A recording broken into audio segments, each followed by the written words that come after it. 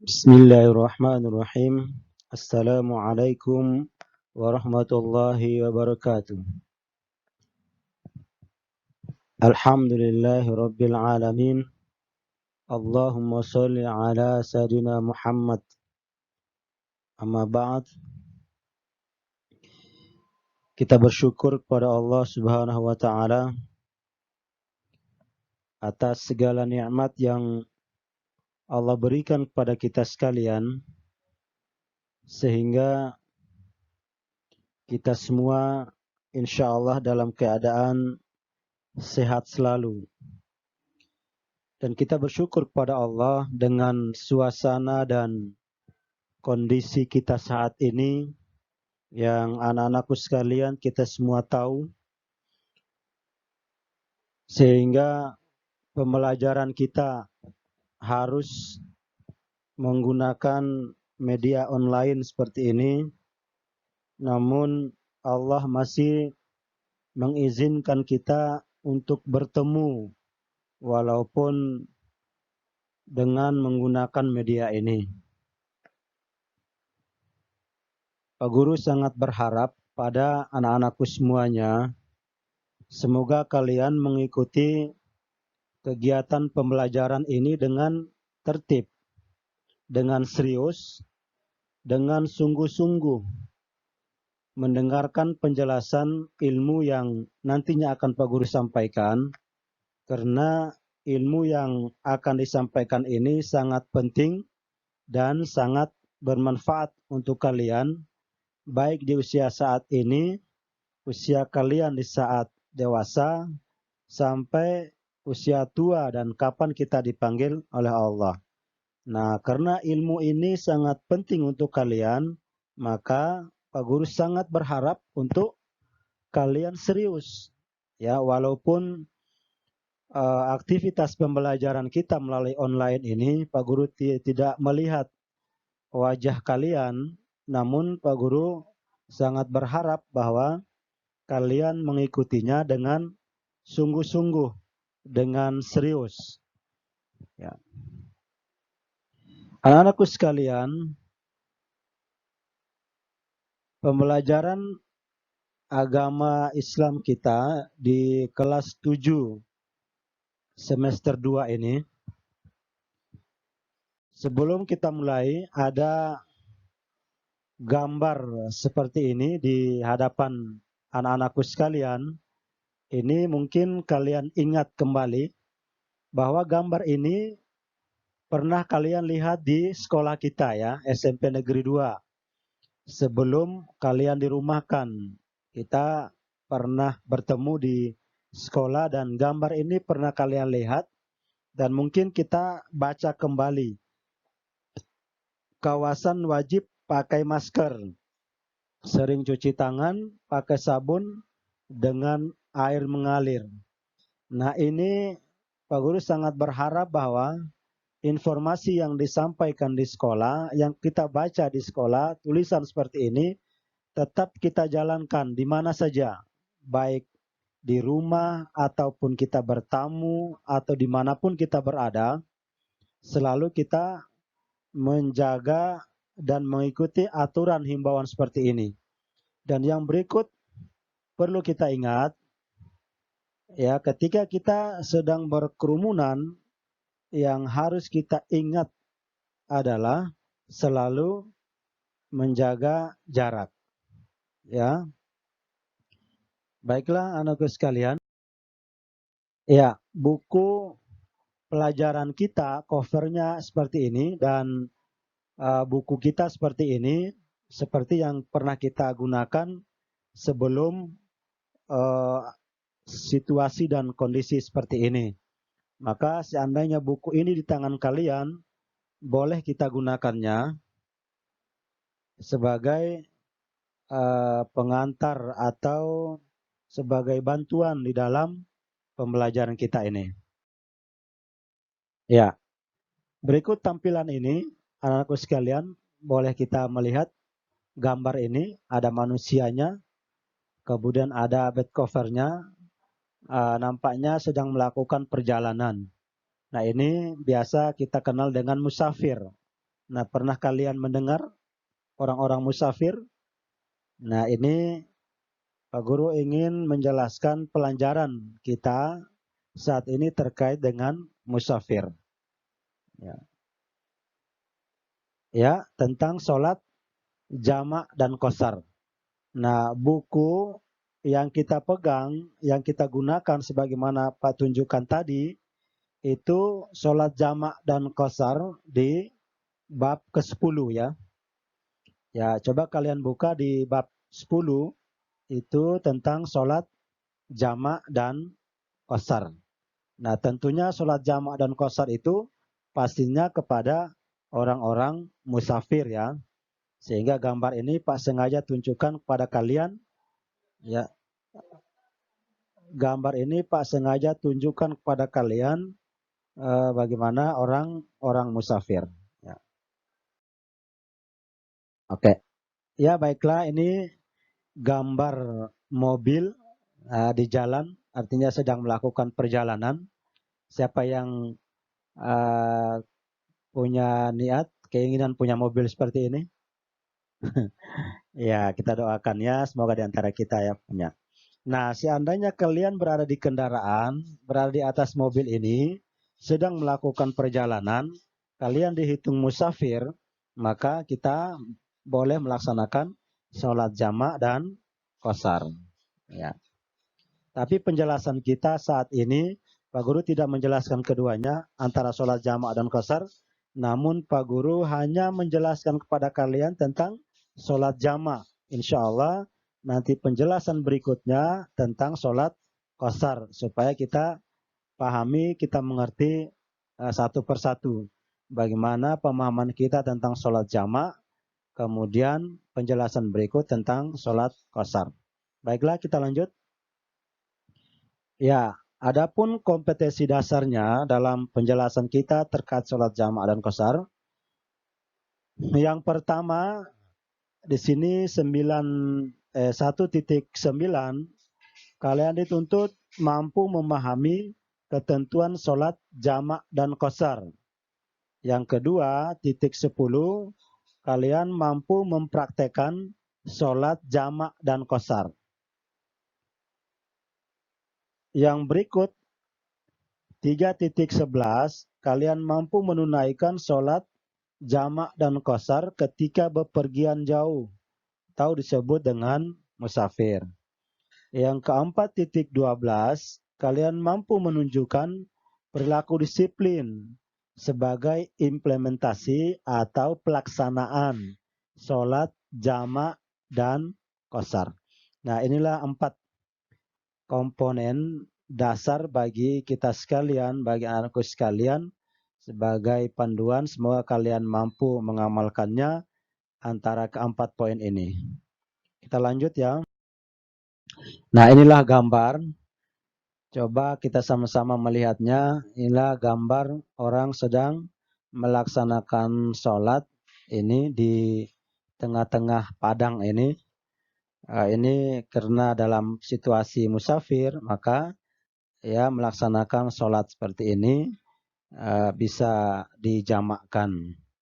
Ya, oke. Adapun tujuan pembelajaran kita, ya, yang pertama kita menjelaskan tentang pengertian sholat jamak dan qasar. Yang kedua, menerangkan syarat-syarat sholat jamak dan qasar. Yang ketiga, menjelaskan macam-macam sholat yang bisa dijamak dan atau diqasar. Dan yang keempat, melaksanakan sholat jamak dan qasar sebagai implementasi dari pemahaman ketaatan beribadah. Nah, ini 4 tujuan pembelajaran ini yang nantinya akan kita jelaskan. Oke. Iya, tujuan pembelajaran. Tadi yang pertama tentang pengertian. Ya. Sekali lagi kita hanya menjelaskan tentang sholat jamak. Pengertian sholat jamak artinya sholat fardu yang digabungkan. Maksudnya, sholat jamak menggabungkan dua sholat fardu pada waktu sholat yang pertama, atau disebut jamak takdim, maupun pada waktu sholat yang kedua, atau disebut jamak takhir. Ya, boleh kalian baca.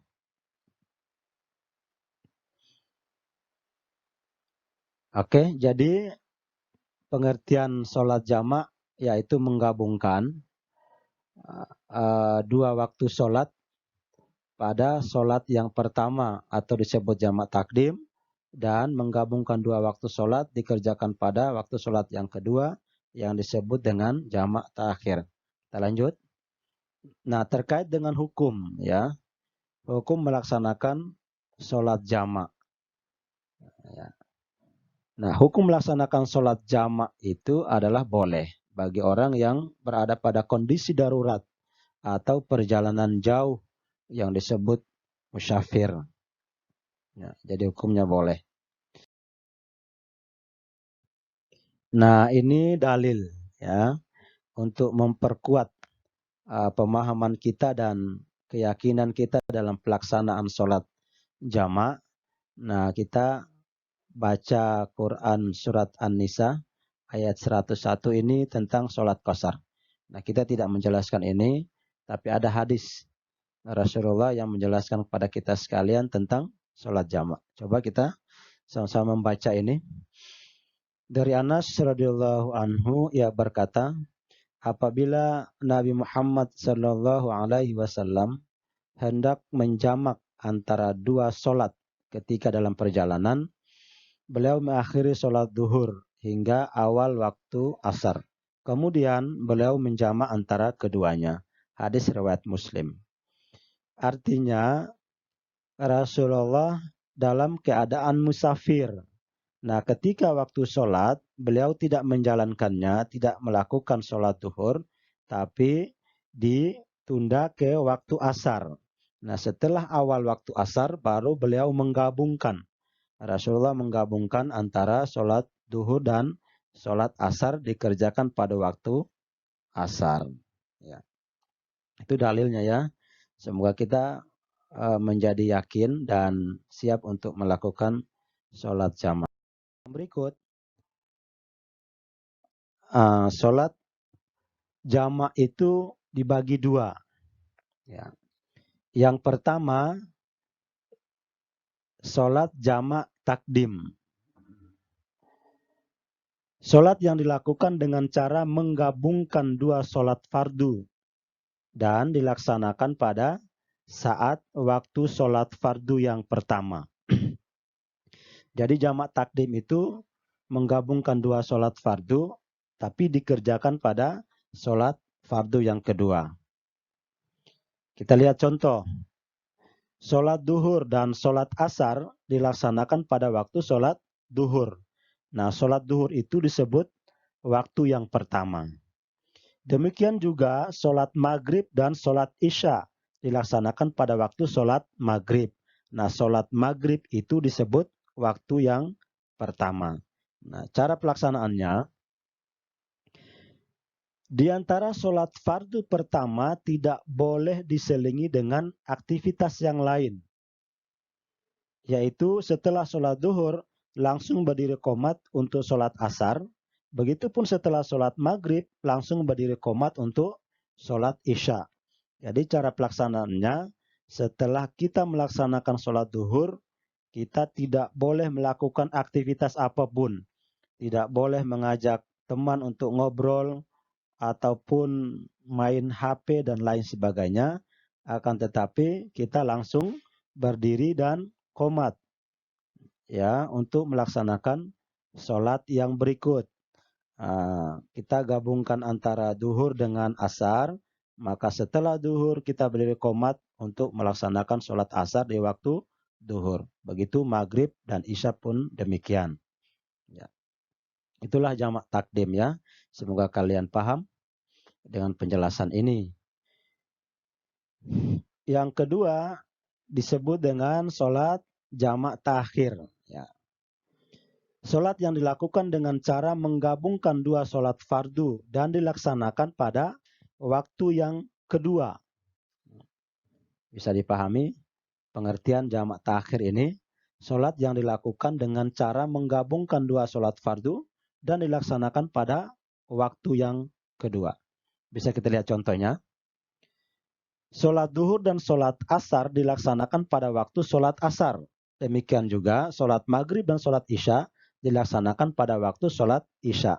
Jadi tadi sholat jamak takdim di waktu pertama berarti gabungan duhur dan asar di waktu duhur. Nah sekarang jamak terakhir kita gabungkan sholat duhur dan sholat asar di waktu sholat asar.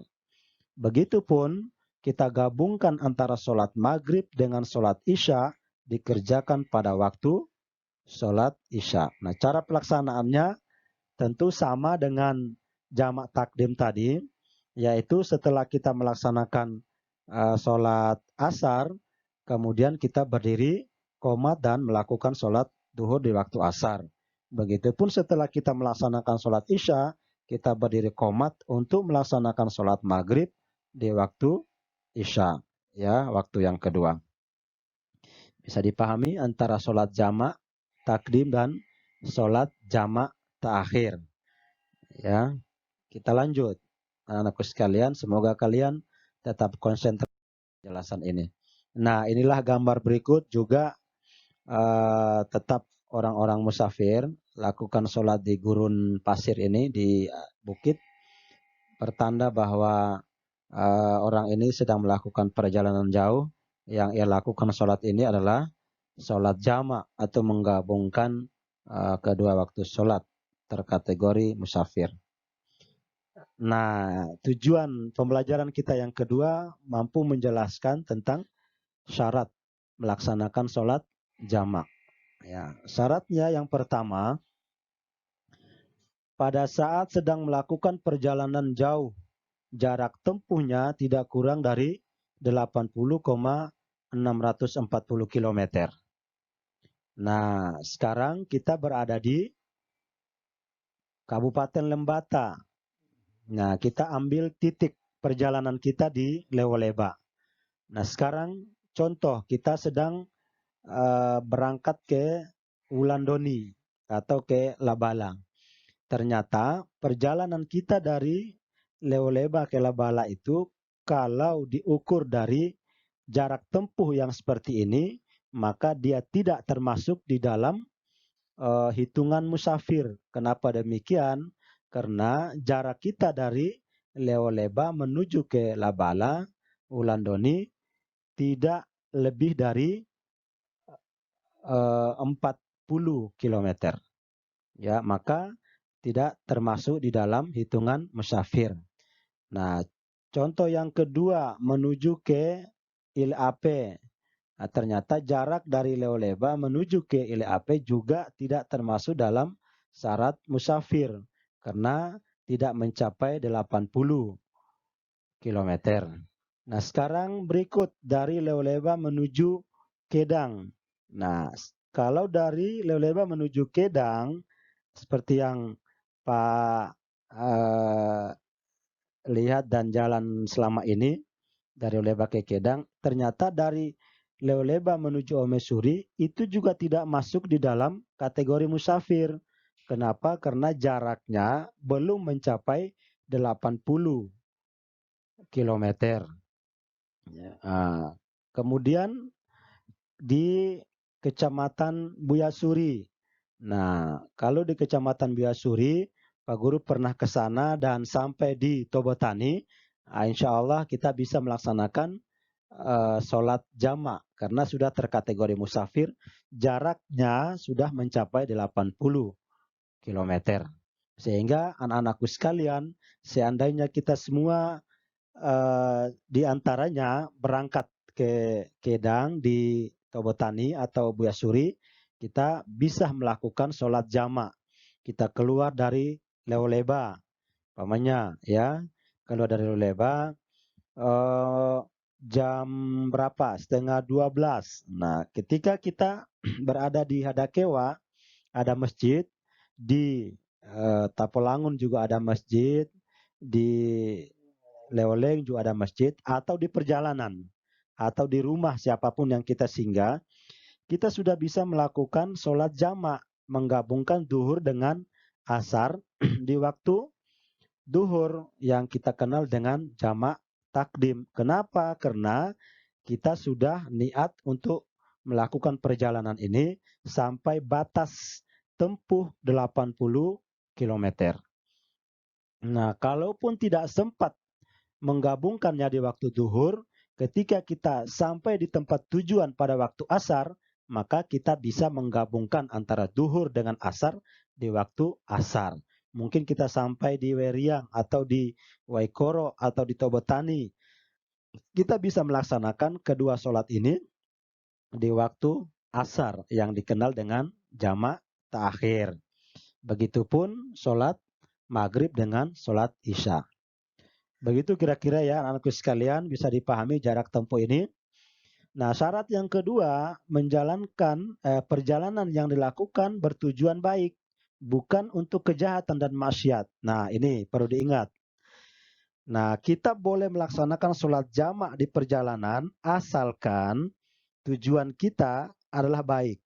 Ya, musafir itu bertujuan baik, bukan untuk kejahatan atau maksiat. Contoh tujuan kita silaturahmi keluarga di Kedang, ya, ataupun di mana saja. Atau tujuan kita menuntut ilmu, atau tujuan kita berdakwah, atau tujuan kita kemana? Ke pesta. Nah, hal-hal yang baik ya. Maka kita sudah diizinkan oleh agama untuk melaksanakan sholat jamak. Nah, kalau tujuan kejahatan dan maksiat, maka kita tidak boleh melaksanakan sholat jamak. Kenapa? Karena tidak masuk di dalam syarat. Ya. Dan kalau tujuan berangkatnya untuk kejahatan dan maksiat, bagaimana kita bisa melakukan sholat? Karena sholat itu untuk kebaikan, bukan untuk kejahatan dan bukan untuk maksiat. Bisa dipaham ya? Syarat yang ketiga, sakit atau dalam kesulitan. Nah, ternyata ketika kita sakit juga boleh kita melakukan sholat jamak. Ya, contoh di saat kita sholat duhur, ya, apabila ketika kita sholat duhur datangnya waktu asar, kita mungkin tidak bisa dapat melaksanakan sholat asar karena kondisi sakit. Maka di saat duhur boleh kita langsung gabungkan sholat asar yang disebut jamak takdim. Atau di saat waktu duhur kita tidak bisa melaksanakan sholat duhur karena kondisi sakit. Maka di saat sholat asar kita boleh menggabungkannya kedua sholat ini dan kita kerjakan di waktu asar yang kita kenal dengan jamak ta'khir. Nah, begitupun di saat waktu maghrib dan waktu isya, kalau dalam keadaan sakit. Nah, ternyata dalam keadaan kesulitan juga boleh, ya. Tidak sakit, tidak musafir, tapi kita dalam keadaan kesulitan yang memang tidak bisa kita sempatkan waktu untuk melaksanakan sholat karena memang benar-benar sulit. Nah, boleh diizinkan untuk kita jamak kedua sholat pada satu waktu sholat. Syarat yang keempat, sholat yang dijamak sholat ada atau tunai, bukan sholat qada. Atau sholat, contohnya ketika kita mau ingin jamak, berarti pada saat kita berhadapan dengan sholat dan langsung dikerjakan. Nah, sholat duhur dan asar langsung dikerjakan. Tidak boleh ditunda atau dikoda. Tunda besok, tunda lusa, tidak boleh. Tapi langsung dikerjakan pada saat itu juga. Ya, itulah syaratnya. Dan yang kelima, syarat yang kelima, berniat menjamak ketika takbiratul ihram. Jadi ketika kita berdiri ingin melaksanakan sholat jamak pada saat takbir pertama, ya, takbiratul ihram, disitulah kita niat untuk melaksanakan sholat jamak. Itulah 5 syarat untuk kita melaksanakan sholat jamak. Anak-anakku sekalian, semoga kalian tetap fokus dan konsentrasi untuk mengikuti penjelasan ini, pembelajaran kita ini sampai selesai. Lanjut ya. Ya, nah ini gambar berikut. Gambar berikut ini suasana di atas pesawat. Nah, seandainya anak-anakku sekalian pernah kemana-mana dan naik pesawat, bayang kalian mungkin seperti ini, ya, kalian sudah tahu bahwa ini di pesawat. Nah, dalam kendaraan, di pesawat, di mobil, di kereta, apapun, ketika kita musafir, jangan tinggalkan sholat walaupun di atas kendaraan, di atas pesawat seperti ini. Tetap kita melakukan sholat. Nah, inilah niatnya, ya, tentang sholat jamak takdim. Niatnya, coba kita baca, kalian bisa mendengar atau bisa mengikuti bacaan Pak Guru ini, supaya bisa paham dan bisa hafal. Usolli fardhan zuhri arba'a raka'atin majmu'an ma'al asri adaan lillahi ta'ala. Pak Guru ulang sekali lagi, diikuti. Usolli fardhan zuhri arba'a raka'atin majmu'an ma'al asri adaan lillahi ta'ala. Artinya, saya berniat sholat duhur 4 rakaat dijamak dengan asar karena Allah Ta'ala. Berikut ini pun yang sama niatnya, tapi ini pelaksanaan sholat maghrib dan sholat isya. Coba diikuti. Usolli fardhan maghribi salasa rakaatin majmu'an ma'al isya jam'an takdimin adaan lillahi ta'ala. Pak Guru ulangi, bisa diikuti.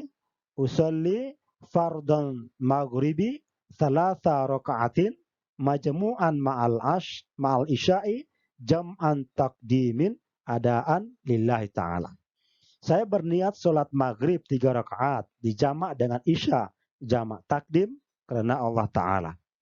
Nah, itulah niat sholat jamak takdim antara duhur dengan asyar, yang kedua maghrib dengan isya. Lanjut, berikut yang tentang niat sholat jamak takhir. Ya, bisa perhatikan di layar HP Anda, di layar laptop mungkin, di komputer. Inilah niatnya, bisa ikuti. Usolli fardhan zuhri arba'a raka'atin majmu'an ma'al asri adaan lillahi ta'ala. Mungkin Pak Guru terlalu cepat, coba dipelankan sedikit supaya kalian bisa ikuti. Usolli fardhan zuhri arba'a raka'atin majmu'an ma'al asri adaan lillahi ta'ala. Bisa ya? Saya berniat sholat duhur 4 rakaat dijamak dengan asar jamak takhir karena Allah Ta'ala. Jadi niatnya jamak takhir ya. Yang kedua ini maghrib dengan isya untuk jamak takhir. Coba diikuti. Usolli fardhan maghribi salasa rakaatin majmu'an bil isya'i jam'a ta'akhir lillahi ta'ala. Sekali lagi diikuti. Usolli fardhan maghribi salasa rakaatin majmu'an bil isya'i jam'a ta'akhir lillahi ta'ala. Bisa ya? Nanti diulang-ulang lagi sendiri supaya bisa hafal. Saya berniat sholat maghrib 3 rakaat dijamak dengan isya jamak takhir karena Allah Ta'ala. Itulah niat jamak takdim dan jamak takhir. Harus dihafal. Siapa tahu kita sedang musafir atau sakit atau sibuk, ya kita tidak mudah untuk alasan lagi untuk tinggalkan sholat karena tidak tahu niat. Nah ini niatnya. Bisa dihafal ya. Yang berikut ini, adik-adikku sekalian, anak-anakku, semua tetap fokus. Nah, inilah hadis yang sempat kita baca tadi di awal. Nah, ini tugas, ya, tugas untuk kalian. Semoga bisa dikerjakan karena sudah mendengar penjelasannya tadi. Tugasnya mudah saja. Yang pertama, coba kita baca. Jelaskan mengapa kita melaksanakan sholat jamak. Nah, jadi Pak Guru berharap kalian bisa menjelaskan sedikit mengapa kita melaksanakan sholat jamak. Yang kedua, sholat apa saja yang boleh dijamak. Ya, sholat apa saja yang boleh dijamak. Ini gampang karena sudah jelaskan tadi. Yang ketiga, sholat apa saja yang tidak boleh dijamak. Nah, ini juga gampang. Sudah Pak Guru jelaskan tadi. Tinggal kalian paham dan diisi ya. Nah, yang keempat, jelaskan hadis berikut ini. Nah, ini kalian baca ya, hadis ini dibacakan sendiri dan kemudian kalian jelaskan. Oke, anak-anak sekalian, tugas ini semoga bisa dikerjakan dan bisa dikumpulkan ya pada Pak Guru sendiri, kerjakan di satu lembar atau di buku catatan kalian supaya bisa disimpan untuk mengikuti ujian nantinya. Nanti Pak Guru akan ambil hasil kerja kalian ya. Kerja sendiri. Jangan kerja sama ya, tapi sama-sama kerja. Supaya kita jujur, supaya kita pintar dan bisa pahami ilmu yang dijelaskan ini, kita mencoba untuk mengerjakannya. Salah tidak jadi masalah, yang penting sudah berusaha kerja sendiri. Jangan sampai benar, tapi lihat punya teman. Artinya kita tidak bisa memahami ilmu yang nantinya akan kita amalkan. Oke, ini ya. Sebelum kita akhiri, Pak Guru sangat berharap bahwa Pak Guru sudah menjelaskan tentang sholat jamak ini. Ya, sehingga kalian tidak lagi tinggalkan sholat. Walaupun dalam keadaan sibuk, dalam keadaan sakit, atau dalam keadaan musafir. Kenapa? Karena semua aktivitas, pekerjaan, amalan baik kita itu akan diterima oleh Allah apabila kita sholat. Nah, kalau kita sudah melakukan hal yang baik, sudah bantu orang tua, ya, sudah beramal, sudah baca Al-Quran, bersedekah, tapi kalau waktu sholat kita tidak sholat, maka semua amalan yang kita lakukan itu sia-sia, anak-anakku. Sayang ya amalan kita. Nah, makanya penjelasan yang mudah ini kita mencoba untuk pahami supaya dalam waktu dan kondisi apapun kita tetap melaksanakan sholat. Nah, ternyata agama mudahkan kita. Sholat itu boleh digabung. Namanya sholat jamaah. Semoga kita mampu ya kerjakannya dan bisa kita sampaikan kepada adik-adik kita, kakak-kakak, orang tua, siapapun yang bertanya tentang sholat jamaah, boleh kita menyampaikan. Nah, yang berikut nantinya kita jelaskan adalah tentang sholat qashar. Ya, kalian boleh membaca-baca tentang sholat qashar atau bertanya-tanya kepada siapapun tentang sholat qashar. Sehingga nantinya Pak Guru jelaskan, minimal kalian sudah bisa memahaminya secara garis besar. Oke, kita akhiri pertemuan kita ini dengan sama-sama membaca kifaratul majlis.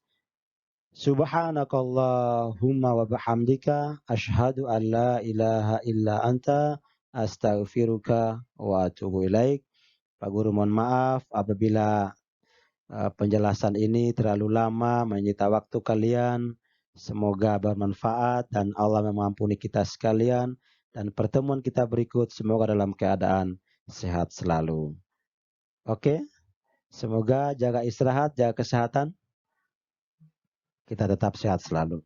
Jazakumullah khairan katsiran. Wassalamualaikum warahmatullahi wabarakatuh.